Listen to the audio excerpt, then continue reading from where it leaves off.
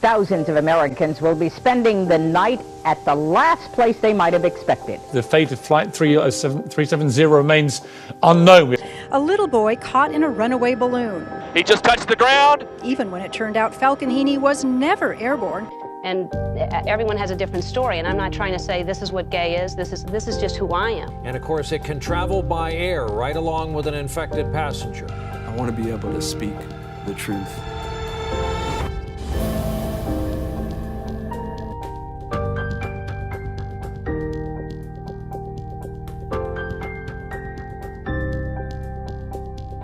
Over-sensationalized news is a type of editorial bias in mass media in which events and topics in news stories and pieces are overhyped to present biased impressions on events, which may cause a manipulation to the truth of a story. Sensationalism may have reportings about generally insignificant matters and events that do not influence overall society, and biased presentations of newsworthy topics in a trivial or tabloid manner, contrary to the standards of professional journalism. Reporting to you live from our studios, Nia and Adam. News outlets have the tendency to sensationalize stories or draw emotion and fill airtime, when in reality it just exploits whatever the current scandal is at that time. Not everything is breaking news.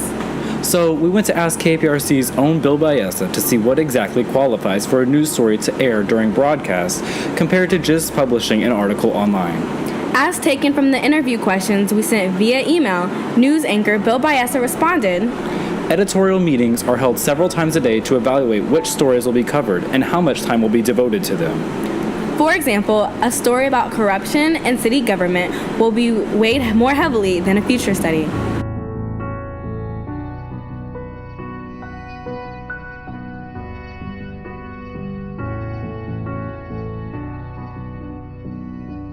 Sensationalism is not only everywhere in all forms of media, but Americans crave it. No other country can you find this unparalleled reliance of overdramatic broadcasting. Us Americans love to see overdramatized entertainment instead of important global news. News is supposed to be an unbiased form of a linkage institution where facts are reported to people. It has been lost because of the need to cater to the business aspect of media production, such as increased viewership and advertisers.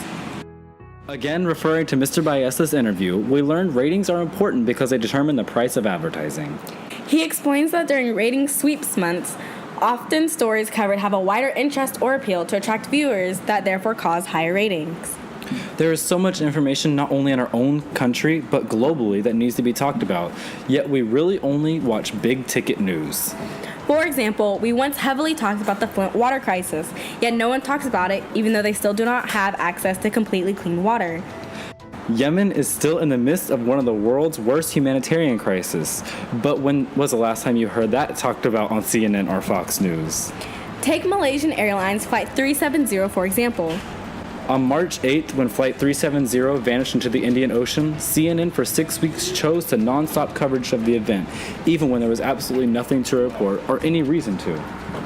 In their final days of coverage, they even quoted the anniversary of the Titanic sinking to squeeze in a few more days of coverage.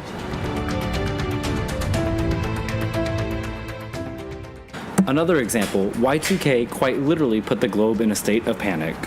Leading up to the turn of the century, Y2K was a class of computer bugs that were supposed to arise because many programs represented 4-digit years with only the final 2 digits, making the year 2000 indistinguishable from 1900.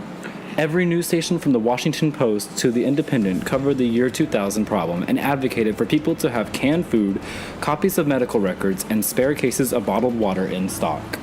Let's take a look at how someone who actually experienced the event thinks about over-sensationalized news. I don't think we intentionally try to sensationalize material. Certain stories kind of start out going one line or just at a normal pace, and then suddenly it starts to pick up as you find out more items about it.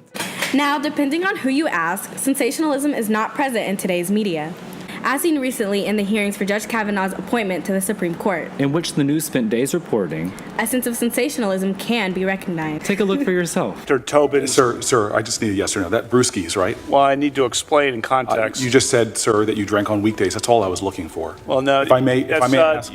If I may ask the next question, sir. So as you can see, sensationalism is ever-present yet sometimes subtle phenomenon that is the epitome of American news media. We crave it, we rely on it, and it fuels us to come back for more. It's not a completely negative aspect of the media, but it is certainly one to be aware of.